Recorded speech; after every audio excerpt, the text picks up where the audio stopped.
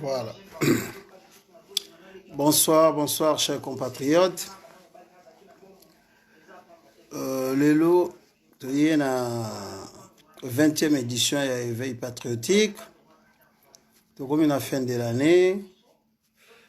Boyebi Makambo to banda kiango banda avant l'élection, donc ça on a l'élection.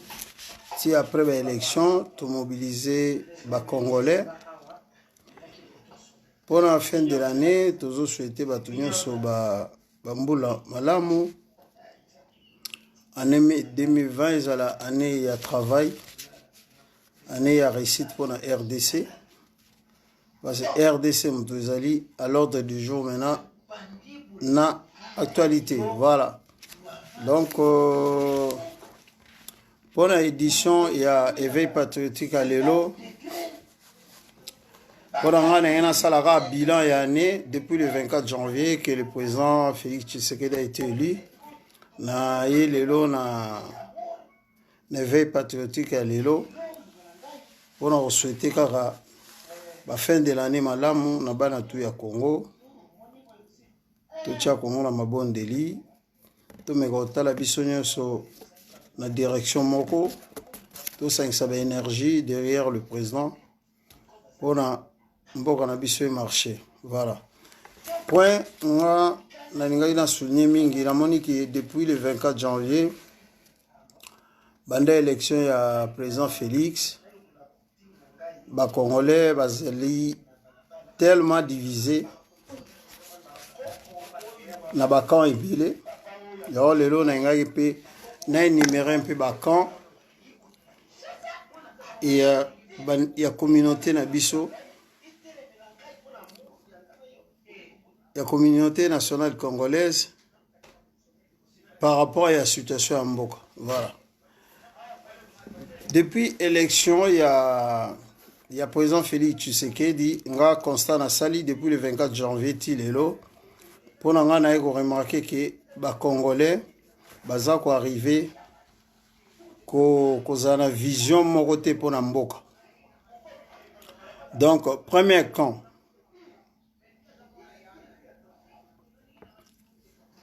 Premier camp, ezali d'abord il y a bande konabiso oyo ba penser que l'élection il est bien été dans le premier camp ba congolais, division ba congolais depuis le 24 novembre élection à président Félix nga pona na otala lelo que un an momba tokokisi le 24 janvier mais fin de l'année déjà ça fait 10 mois que président Félix azana bokondi.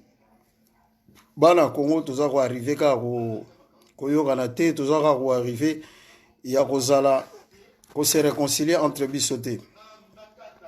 Toza trop marqué na division. Donc ya on a bayi lelo na me campé ko solana bande ko tala un peu division. Pourquoi toza divisé? Un toza na premier camp, il y a ba congolais au bazo penser que monsieur Fayulu a gagné l'élection et que yende mutu fa diriger Congo. Tozana deuxième camp oyo balobi ke d'après bango Mobutisme il fait zonga avec ba drapeau Mobutu il faut Congo zonga Zaïre dans deuxième camp. Batwana basali ba drapeau basali ba drapeau ya Congo, ba polo ya Congo, ba komi kotambisa ngo partout pour na bango. Il faut Congo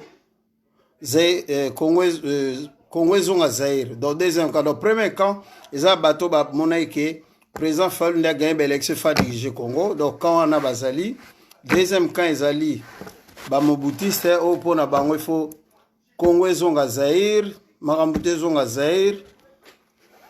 Troisième camp, ezali quand il y a batu ya Papa Ngwanda au bazolo ba ke Congo ezali occupé par ba Rwandais et qu'il faut Minduki ko déloger ba Rwandais na Congo.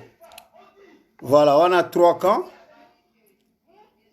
Et na quatrième camp o tozo benga ba patriote. Donc, quatrième cas, ezali ya ba patriote bato bazomona ke président Tshisekedi aza déjà na pouvoir, azali mwana mboka et que il faut to sangisa ba énergie to soutenir pona amekaro bongsa Congo. Voilà division ya ba Congo ça veut ça neti même 4 camps. Na 4 camps na eloko tozo senga bato kaka basangana parce que bato tout bazaka na souci Congo ebonga. Mais kotikala na ba camp il faut arranger mboka te parce que présent oyo aza déjà en place azali congolais quel que soit ndenge bakamp na nyonso ezoreproche ndenge akómai na bokonzi tokobanda esumaka te mpe tokozonga esusima te. Ce qu'on peut souhaiter pour notre Congo ezaka réussite wana ezosenga bapatriote nyonso savidi bato baza na bolingo ya Congo bameka kose surpasser bameka kotika mpe bakamp na bango wana tomeka kosangana lokwa tokomi na fin de l'année boye tomeka kosangana tozala vraiment bapatriote tolinga mboka na biso eke tosoutenir gouvernement ezali en place mpona bameka kochanger Congo. En plus nabosanaki 5e camp ezali bato oyo bazopense ke Monsieur Kabila a commis faiseur de roi, donc il fatigue à la libella na Congo a rolongwate soka lala a loti mutu a rocha mutu na bokonti. Donc au moment que peuple tozali divisé le on a 5 camps. Premier camp bato bazo penser que président Faoula a gagné l'élection fa diriger Congo. Deuxième camp ezali bato bazo linga ke Mobutu azonga Mobutu zonga impère zonga. Troisième camp ezali camp ya Papa Ngwanda na élève na nyonso bazo penser que Congo est occupé par Rwanda, il faut que Zwaminduki pour nous déloger ba Rwandais. Quatrième camp ba Congolais bazana ya FCC o bazo penser que monsieur China Rambo monsieur Kabila il fatigue à la libella na Congo pour yende il fatchaka ba président. Et cinquième camp maintenant ezali camp ba patriote.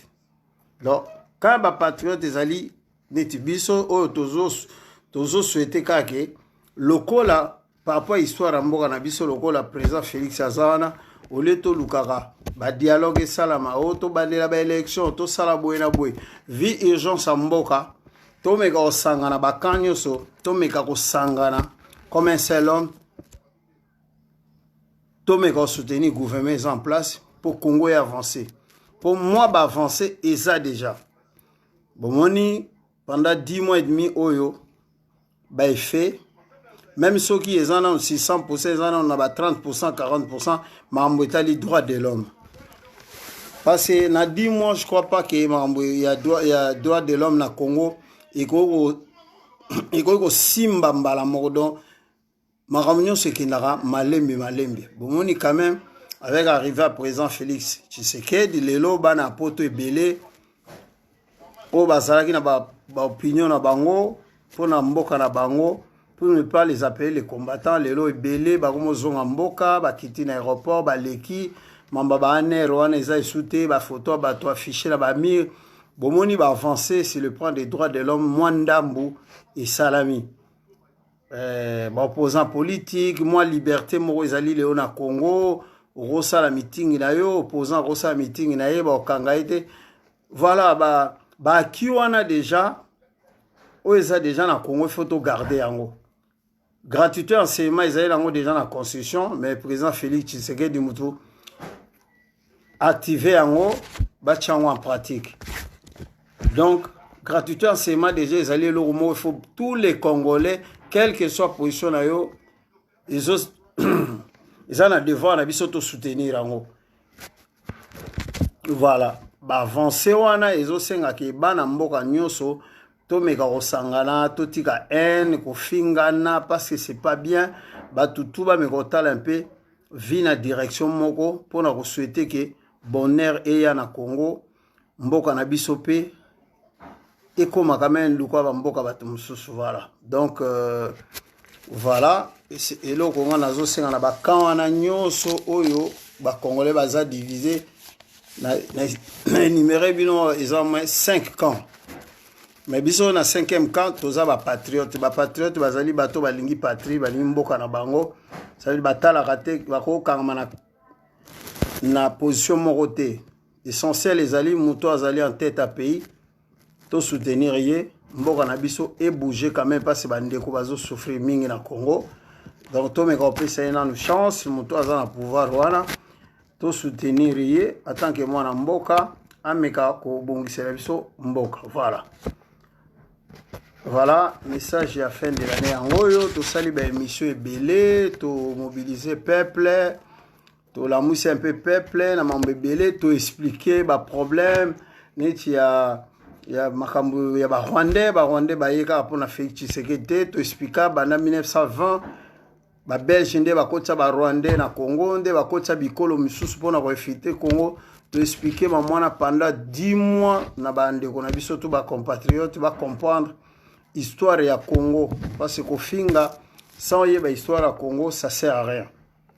Donc ezali lelo Rwanda, ezali Uganda, ezaba pays baza ba voisins na biso même ceux qui lelo basala biso mabe mais na futur to ba menara to construire société na biso na vengeance te. Botala Allemagne ndenge présentant le discours na devant le congrès Allemagne envahissera France mais lelo tant Mitterrand na monde que basala gi basa réconciliation je crois que ba français belé basili kaka ba allemand belé pe basili kaka mais au moins lelo mutu so comme présent ya France à en Allemagne premier voyage ils ont toujours en Allemagne donc politique à bon voisinage présence au sala ils a bien et notre discours na un congrès donc à Sangisaki oui les gars qui avant-hier à Sangisaki parlement na Sénat et le président a promis même que l'année prochaine il fait à l'année moko ya action ça veut dire il compte même que les soins médicaux na niveau ya RDC est comme gratuit donc à bandaki na gratuité enseignement mais l'année prochaine soins médicaux pour les Congolais ba ça l'effort il fait comme gratuit donc ezali ba ki moko sociaux oyo biso en tant que ba patriote faut to luka to soutenir yango to positiver to appuyer action au gouvernement zo sala dia soki na mboka na bino déjà classe comme ofele soins médicaux comme ofele et kozala déjà bien c'est que ton sengara na présent que ba investisseur ba ebele pour na ba peuple bazwa emploi voilà. Donc c'est que tous ces rappels na ba politiciens Congo batika na ko luka o chap pays na distraction ba meka ko se surpasser batika na no gouvernement est en place et meka na ko sala musala batika makambo to sala isusu ba dialogue ba élection salamaki déjà botika ba rosa ba opposant pour Congo quand même est avancé. Bon donc mes chers compatriotes c'est un peu ça, message en Zaïre en Olelo, to mobiliser peuple trop pour la Makamboyo. Donc voilà. Donc bilan, il y a mobilisation à Bisso na éveil patriotique pendant 11 mois. Il y a ils ont positif, to lemba pété. Mais pour l'année 2019, je crois que 20e édition, ils ont édition tout. Tout ça, il y a un bilan, il y a un tout le monde a dit voyage à présent partout à Tamboli dans le monde. Il a dit la politique, il met au centre l'homme congolais. L'homme congolais doit d'abord être formé. Donc, pour cela, il y a gratuité école. Parce que les Congolais, il faut apprendre le la classe aux offres, bana barotanga, bana mike bazali à venir à Congo. Et ceux qui ont vu le Bajeno Barotanga. Donc à venir à Congo dans 20 ans, 30 ans, je crois qu'ils ont bien. Parce que mon peuple a formé, ils ont passé.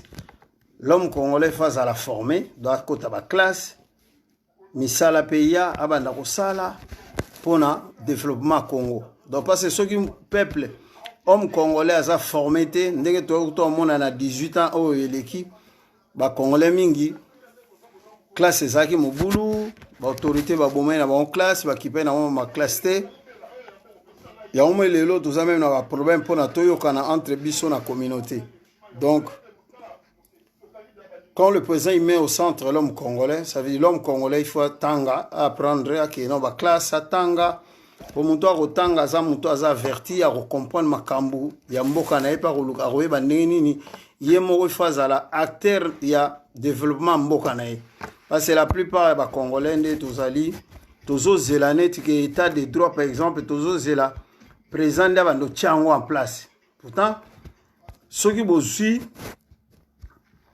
bacongolais ebele batangi, je crois que peuple nde mutu akotia état de droit en place. Au moment lelo na Kinshasa par exemple police oye ekangi mutu ekene kote mamo makala peuple pas réagir te ba peuple bazo zélande président Félix Tshisekedi a intervenu. Non, ndamboko oyo batu bakomi bakozala bakotanga ba classe bakozala bien formé peuple nde mutu azalaka acteur ya changement ya mboka na ye. Ça veut dire makambo mona par exemple ba peuple ya beni bazo tomboka po moniswa kende. C'est ça un peuple qui est éveillé au balamuki bazo comprendre. Ça veut dire que Congo mobimba il faut batu batanga le roi gratuité à classe ezali pour lobby tozala na batu oyo ba bando comprendre que ah président lobby état de droit voilà mutu soka ye soka na problème il faut ba kotikele nde convocation à se présenter après ba sambisier soka za peut-être na to ba zuye ba mise en examen ba tie peut-être na garde à vue après garde à vue il faut mon juge mon avocat na ye. Après un jour, bako sambisa babi bon moto ozala condamné maintenant siko ko keto prison. Bako kanga mutu monte mba moko bazuye bafundi na tongo na midi 10 ba policier bazuye na midi 30 à se retrouver na midi et demi à se retrouver na Makala. Non, peuple ya Congo bino il faut bomeka kola mukabo zala ba terre ya changement ya makambo ezoleka na mboka. Boko fandaka te bozelaka président a changé. Président sa lobby que azo installé état de droit. Bino il faut bo ça la suivi en ado. Peuple congolais faut azala lelo acteur. Il y a changement et non spectateur. Ça boko fandaka te bo na banda ko monde bozelaka changement zo salama. Mais non. Peuple ndé il faut bo bouger. En moni difficulté on a ya makambo politique et loba na réaction à peuple ça m'a parce que 18 ans l'équipe a été comme ma classe. Je parle même pas de 18 ans, de 50 ans où l'équipe vraiment classe koufa qui na Congo. Il y a onze monde le peuple na difficulté, il y a remettre en action makambo gouvernement zoloba. Peuple congolais arrêtez à rozala ba spectateur. Il faut tous ala ba acteur, il y a changement, il y a makambo ezana mboka. So bon moi na mboka likambo boza d'accord te ba manifestation ezali ba façon ya remettre démocratie en pratique. Ça veut dire peuple va monique likambo eza normal te ba bimi ba sali grave ou ba bimi ba sali marche voilà ba action nande e ko changer makambo na mboka botika rozela que passe président Félix Tshisekedi alobaki likambo tel. Bon, l'ozela, bon, fanda na banda bozela que yende mutu faut à changer, non? Tout le monde a l'église catholique a salai marche na bango. Il y a balinga ba boya gratuité à classe. Bon, moi que peuple a landi bango te. Parce que décision loko la gratuité, il y a enseignement na mboka. Mutu a robo yango fa zandoki. Mon église catholique ba meka ko salango, ça pas marché parce que peuple a compris déjà que décision au gouvernement zui il y a retia classe au félé ezali gouvernement ezali décision moko bénéfique pour na peuple même les londe bazo ba état de droit bato ba ko accompagner état de droit parole ya présent bato ba remettre en pratique ezali peuple il faut ba ke babia to comme na état de droit c'est quoi état de droit ezali place au mutu na mutu azali na liberté. Il faut respecter les droits naïe. Il peut faire ça va devoir naïe vis-à-vis na pays. Droit naïe zanini congolais na mboka naïe. Ça veut dire il faut d'abord l'État abandanda ko sécuriser yo, a protéger yo, a tia on a ba bonne condition ya évolution na yo na mboka. Après il faut y ba pe ba devoir na vis-à-vis ya mboka, civisme. C'est ça état de droit. Baro kanga ndeko na bino mo boete ba kene mamu ba kotie makala boko lingote. O patron moko lali ala muka longoli mutu. Non, peuple il faut réagir. Donc présent on réagit par rapport à nenga mona peuple azo comprendre makambo baba oloba. Ce qui bino peuple bozo comprendre te boza pe na bato ba relier information te pour peuple bo comprendre comment il faut vivre. C'est ça la difficulté dans le Congo. Même en étranger côté de Vandi, bato musu ba mona en France, grève ezali, yama metali pété ba retraite.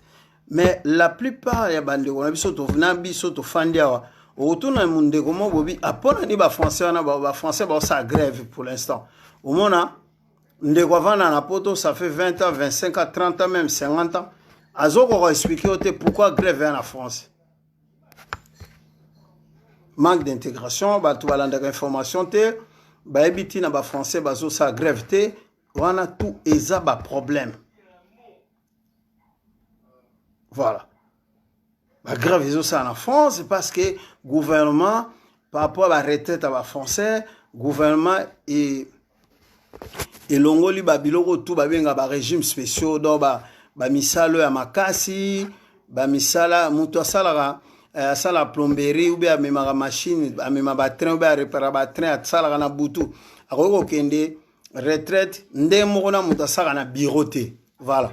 La différence, on appelle ça, régime spécial, gouvernement, bomango, et régime à retraite universel. Ça veut dire tout le monde balingi yangote yangozomona boulou et que continue mboko sa grève. C'est des petites choses au peuple il faut yeba. Moi bilo wana belé to va en France batu baebi na même pas pourquoi. Maramni ba gilet jaune ba réclamera maramni mikolo ba to sa grève pourquoi ba to ya RATP ba sa grève pourquoi ba to ba policier ba sa grève. Donc peuple il faut luka oza l'informer na ba makamwana tout pour na faire vivre démocratie na mboka na yo état de droit na mboka na yo ya tozo sala toujours ba émission ya ba éveil patriotique pour na bandeko soki ba émission ekomeli bango na Congo ndé gouvernement c'est fort lelo ba courant zonga na mboka po batu baza pe na accès internet batu andolanda ba makambo po ba comprendre que démocratie ba état de droit ezali présenter mutobima na balabala c'est sango présent lobby gouvernement et lobby peuple seconde fois comprendre ce ko acha makamona en pratique voilà donc bande konanga mam tozo expliquer na éveil patriotique ya wana tozo attend. Il y a expliqué communauté, il y a les lots qui sont congolais, tout meka, kolingana entre biso, tous en bolingo, parce que ennemi na biso ba congolais, ça va biso mo ba congolais, motema mabe, kondimanate, kolinganate, et l'autre wana yango ezo freiner biso ba congolais. Bon mona qui même arrivé à présent en Europe, ça crée des problèmes parce que ba congolais balingani to moni bato bazana groupe moko pona rabo préparer bo yamba présent ba misu ba comme so ba cop ba misu balingi baninga bazala te ça veut dire congolais to yebate congolais ko changer camp. Donc le problème il y a ba congolais, le problème des congolais c'est les congolais.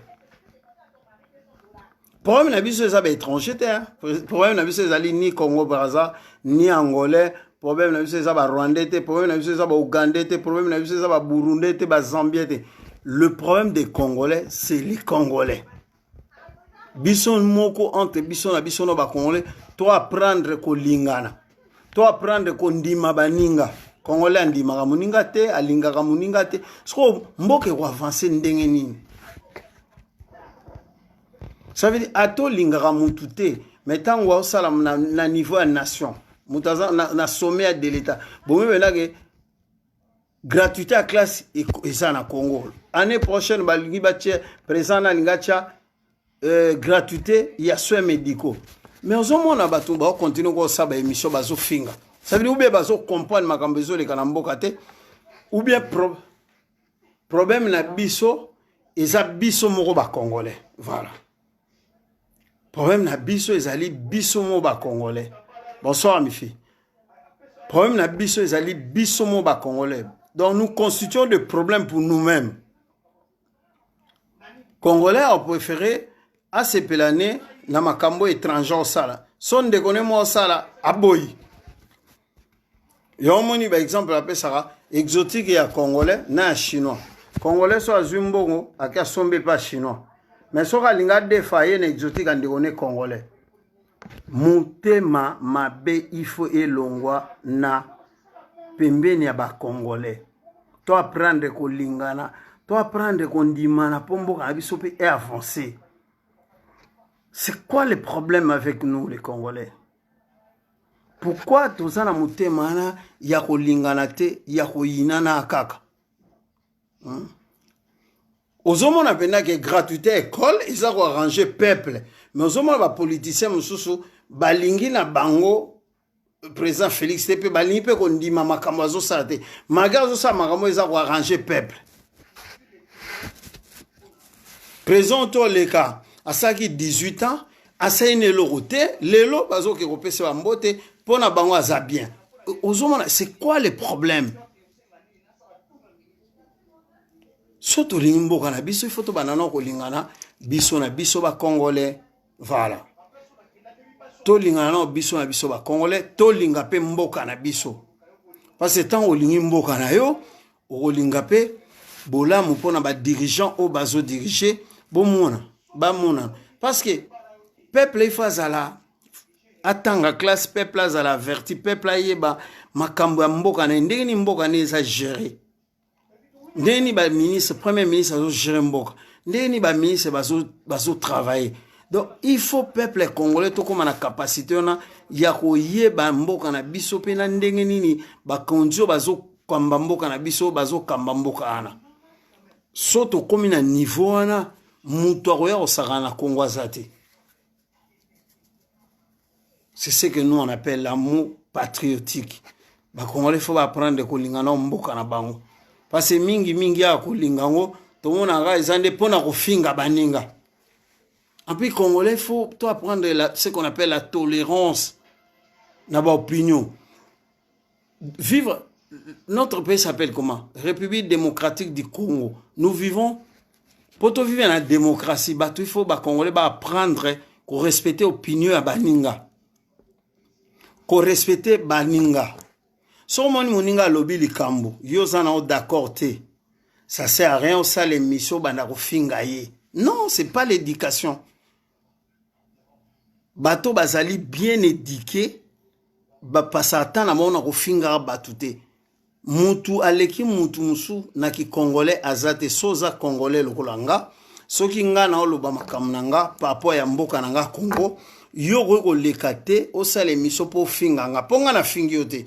Nga na tali saka vision nga ya Congo ndenga na omone la Congo ndeni Congo fait za diriger na lobby tozana 5 ans quand ya bato ba mona que président Fayola gagné ba élection yende fa diriger bazali quand ya bato ba mona que lokola président l'ex président Kabila za na Congo comme roi faiseur des rois yende fa diriger Congo chaka bato ba diriger Congo bazali quand ya bato balingi Congo ezonga Zaire bazali ba mobutiste quand ya bato o ba mona ke pays occupé na ba Rwandais ba Ougandais quand ya papa Ngwanda bazali o bani il faut basima minduki ba benga na bato ba libérer mboka bazali na 5e camp c'est que moi j'appelle quand ya ba patriote bazanini bato batala nanu intérêt à patrie. Mboka na biso to na position nini o mutosa président zali monsieur Félix Tshisekedi. Bon monsieur Félix Tshisekedi le Rosana pendant 5 ans nous on te soutient parce que aux alliés congolais pour l'intérêt à Congo to soutenir total makamni au prometa ki soko ko salango. C'est ça quand ba patriote. Ça veut dire to privilégié na nous patrie Congo. To senga batutu ba ba na bonne volonté ba tika ba kana bango na nyoso ba ya to sangana total to pesa ba énergie na biso yo to 500 to pesa président Félix chance na force na ko soutenir pona amema mboka na voie ya développement. Pour pendant 59 ans, mboka na biso ezali bloqué. C'est l'un des pays les plus pauvres dans le monde. Mais na mametali ba richesse ba yebisa biso toza plus riche, mais toza pays moko parmi les pays les plus pauvres. Voilà. Donc toza na muto lelo à présent, to mekana nous, to tika ba intérêt na biso, ba village, ba province, ba parti politique, ba groupe na biso na tangi wana, to ya to sangana, to sangisa ba énergie, to soutenir muto wana.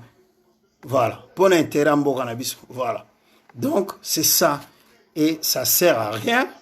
Yo mutu omoninga na zolo baboye obanda oloba ate ye alakisaka nini obandi kofinga. Non, moi je suis bien éduqué na ofinga mutu te na olakisaka vision na ngai o naza na pona Congo. Voilà, depuis le 24, avant le 24 janvier 2019 na bande ko mobiliser, je continue à mobiliser. Siko tokomi na fin de l'année, c'est to senga biso ba congolais to yokana to zala bomoko. Voilà. Pour total avenir, en mboka na biso côté toke ne pas seleki trop, souffrance seleki trop. To mekano ko sangana, to salana nu autopsie ya mboka na biso. Mboka na biso pourquoi ekufa? Ba remède nini fait zala pona to soutenir bato baza en place pour mboka quand même et marcher parce que lelo. Je vous rappelle, mes compatriotes, que Congo est allé à l'ordre du jour partout dans le monde. Par rapport à la richesse, richesse na biso, ba minerai na biso, par rapport à l'évolution du monde, je crois bon moi d'ailleurs ba voiture électrique est commis, ba batterie wana pour na sala ngo senga ba cuivre na biso, ba biloko na biso ba cobalt, ba mambo ebele et Congo a au moins à 80%. Il y a pas réserve à biloko wana donc monde entier, partout, bah, réunir à grande personnalité à monde de Sangana, c'est pour parler, il parle que du Congo. Bah, biso ce que bah Congolais, to meka kozwa conscience wana, ya ko Sangana, ya ko tika mafinga, ya ba séparation, ya biloba loba, to meka mpe ko se ressaisir parce que na mona ba Congolais belé, baza toujours na ba église. Après ce qui va si c'est église va comme na monde à kofinga batu bolo wana na monde à kofinga bo mekano ko zana na unité to mekano ko luka unité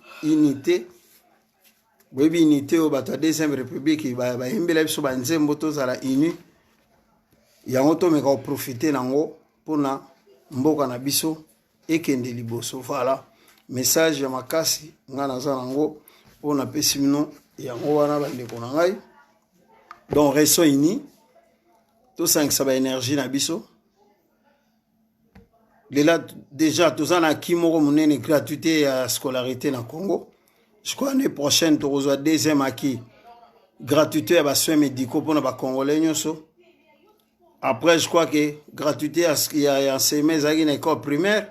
Je crois que nous bandana et qu'on matin na secondaire. Après, mboke avancé pour bisope to paiement. Bandeko bana Congo ba meka pe kozwa ba misala ba investisseur baya to tika o bloquer mboka na biso pour na ba intérêt personnel ya esangatina. Voilà. Vous avez 20e édition ya éveil patriotique botala nga mukumba na ona zaini nango ya ngwana contribution nango ya na zaini nango ya ngwana pona ko éveiller peuple to kolemba pété. Donc continuer à expliquer bino bande ko na biso bo comprendre bo bazu message bo bisango baninga bo partager yango pour bande ko meka comprendre que tozali bana ya ekolo moko. Notre maman, notre papa c'est le Congo. Moi je vois pas pourquoi il faut to kabonaka to finganaka, ça sert à rien. Biti na biso nyonso Congo ebonga Congo et atteindre le budget de Nigeria. Donc, ils sont investisseurs un jour qui est na Congo, ils ont une chance. Tous appels na facilité, ils ont un crédit na la banque, pour tout ça, le projet na biso voilà. Surtout ça, on et pas mundele awa. Donc, pourquoi pas tous on la bamboka na biso plutôt que investir tout là que ça va projet na biso, tout avancer, tout aider pe bandeko ba na mboka bazo misala, tout ça. Voilà. Na ipsi no message à présent, ils ont un congrès, il y a basangisaki Parlement na Sénat. C'est ça ce qu'on appelle congrès. Basangana wana na palais du peuple. Président Salaki un peu, on appelle ça les temps de la nation. Expliquer un peu makambo eza na mboka. Makambo etali pe azobundana mpona pe ekota na este. Ezosengaka la volonté à tous les Congolais. Il faut tous à la unis, tous à derrière gouvernement en place. Voilà.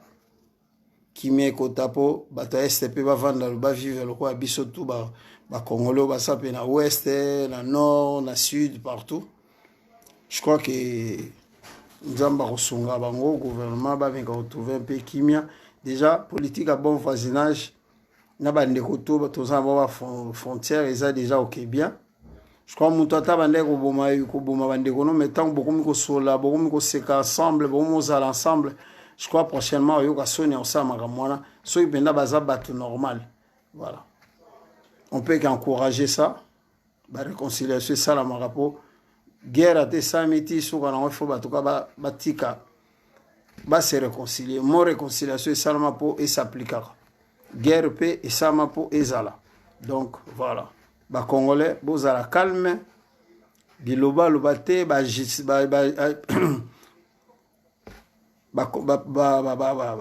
on appelle ça comment? Ba trouble ba comportement zalate, ba agitation te, bozana bolingo, ba bonne fin d'année. Année 2020, je crois, c'est l'année il y a réussite pour le Congo. Année à bonheur, parce que réussite il y a gouvernement, bonheur et côté dans le Congo.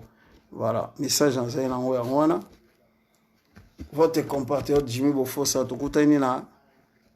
Bah, numéro monsieur éveil patriotique bon éveil patriotique et botami partout nga vraiment na sepeli de lo bande ko belé ba on ko la musa peuple parce que ça musala mo munene faut tous aller belé. Je crois que bato bazaina bakanda ba haine je crois ta ba yo ko ba message à boyer ba ozong sa bolingo entre biso ba congolais. Voilà, à la prochaine, ciao.